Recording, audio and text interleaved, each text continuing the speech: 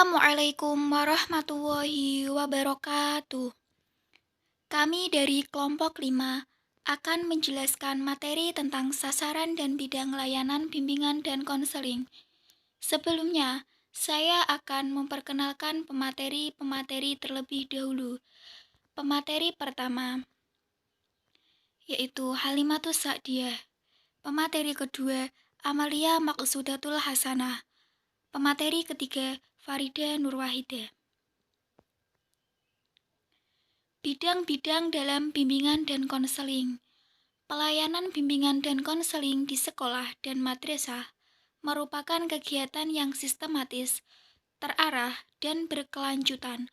Oleh karena itu, pelayanan bimbingan dan konseling selalu memperhatikan karakteristik tujuan pendidikan, kurikulum, dan peserta didik. Untuk itu, penting sekali memahami bidang-bidang bimbingan dan konseling. Terdapat 4 bidang bimbingan dan konseling yang menjadi ruang lingkup pelayanan. Keempat bidang bimbingan dan konseling tersebut yaitu: yang pertama, bidang bimbingan pribadi.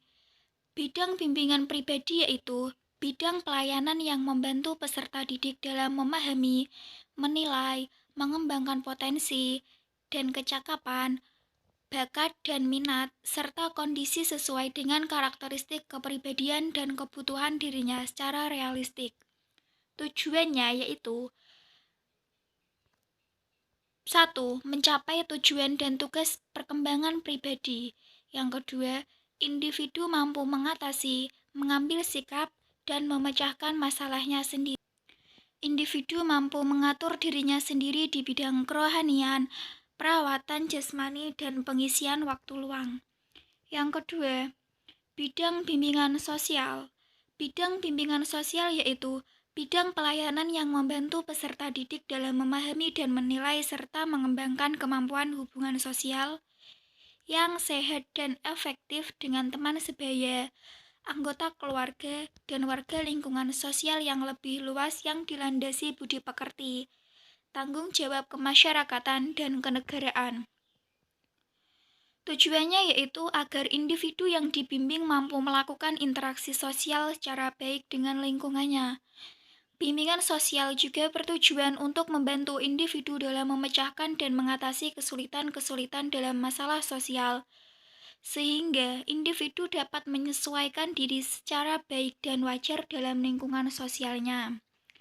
Yang ketiga yaitu bidang bimbingan belajar. Bidang bimbingan belajar yaitu bidang pelayanan yang membantu peserta didik mengembangkan kemampuan belajar dalam rangka mengikuti pendidikan sekolah dan belajar secara mandiri, serta membantu peserta didik untuk menumbuhkan dan mengembangkan sikap dan kebiasaan belajar yang baik dalam menguasai pengetahuan dan keterampilan sejalan dengan perkembangan ilmu pengetahuan, teknologi, dan kesenian, serta mempersiapkan peserta didik untuk melanjutkan pendidikan ke tingkat yang lebih tinggi. Tujuan bimbingan belajar yaitu membantu siswa agar mencapai perkembangan yang optimal sehingga tidak menghambat perkembangan belajar siswa.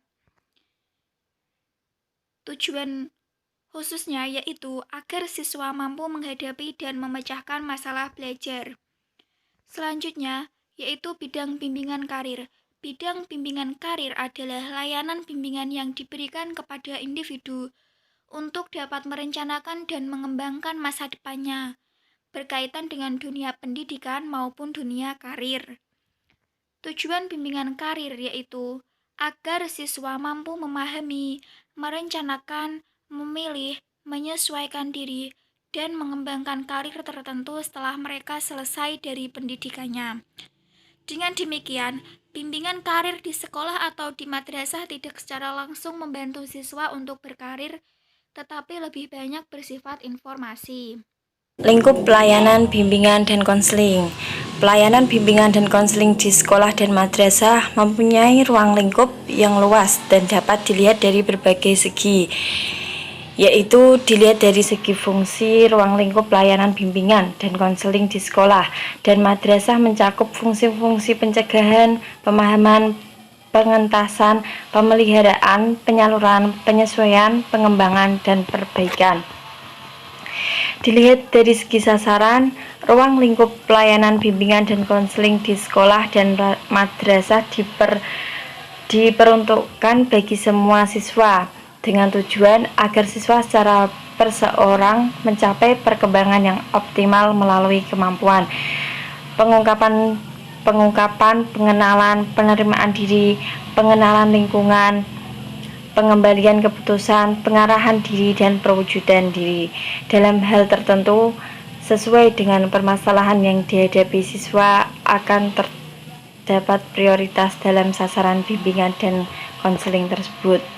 Dilihat dari segi layanan, ruang lingkup pelayanan bimbingan dan konseling di sekolah dan madrasah meliputi layanan-layanan pengumpulan data, pemberian informasi, penempatan, konseling, alih tangan kasus, dan penilaian dan tidak lanjut.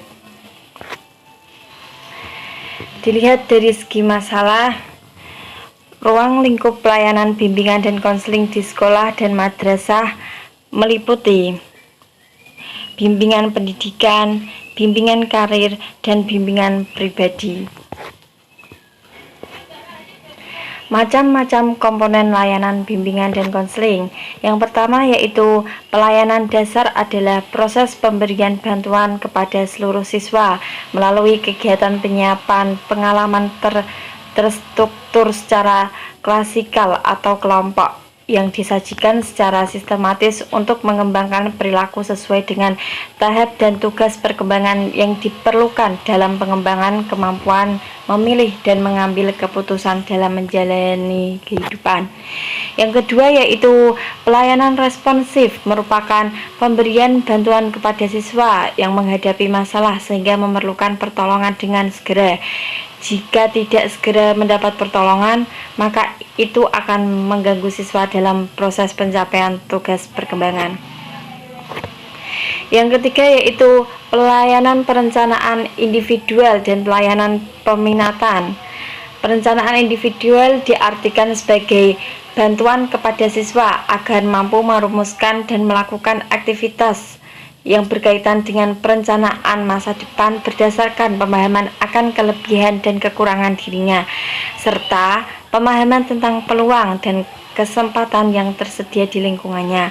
Pelayanan peminatan adalah program kurikuler yang disediakan untuk mengakomodasi pilihan minat bakat atau kemampuan peserta didik atau konseli dengan orientasi pemusatan, perluasan, dan pendalaman mata pelajaran muatan kejuruan. Yang keempat yaitu dukungan sistem. Program ini memberi dukungan kepada guru BK dalam melancarkan penyelenggaraan pelayanan di atas. Sedangkan bagi persoalan pendidik lainnya adalah untuk memperlancar penyelenggaraan program pendidikan di sekolah. Dukungan sistem ini meliputi pengembangan jejaring, kegiatan manajemen, riset, dan pengembangan. Sasaran bimbingan dan konseling di sekolah dan madrasah adalah tiap-tiap pribadi siswa secara perorangan, dalam artian mengembangkan apa yang ada pada diri tiap-tiap individu secara optimal agar masing-masing individu dapat sebesar-besarnya berguna bagi dirinya sendiri, lingkungannya, dan masyarakat pada umumnya. Sasaran pengembangan pribadi tiap-tiap siswa melalui pelayanan bimbingan dan konseling melalui beberapa tahap. Tahap-tahap tersebut diantaranya yakni 1. Pengungkapan, pengenalan, dan penerimaan diri. Seseorang harus mengetahui batas kemampuannya sendiri, hal yang ia mampu dan tidak mampu. Harus mengetahui bakat dan minatnya. Harus mengetahui keadaan jasmani dan rohaninya, dan lain-lain. 2. Pengenalan lingkungan. Agar dapat mewujudkan sikap positif terhadap lingkungan atau individu berperilaku sesuai dengan tuntutan lingkungannya, maka individu yang bersangkutan harus diperkenalkan dengan lingkungannya. Yang ketiga, pengambilan keputusan. Pengambilan keputusan yang menyangkut diri sendiri seringkali amat berat dilakukan, terlebih apabila terjadi pertentangan antara realitas tentang diri sendiri dengan lingkungannya. Yang keempat, pengarahan diri. Kemampuan mengambil keputusan hendaknya diwujudkan dalam bentuk nyata. Karena keputusan tanpa bentuk kegiatan nyata tidak akan ada manfaatnya, gitu. Yang kelima, eksistensi diri atau mewujudkan diri. Dalam konteks ini, tujuan pelayanan bimbingan dan konseling adalah membantu siswa agar mewujudkan diri secara baik di tengah-tengah lingkungannya. Terima kasih. Sekian presentasi dari kelompok kami. Apabila ada kesalahan mohon dimaafkan. Wabillahi taufiq wal hidayah.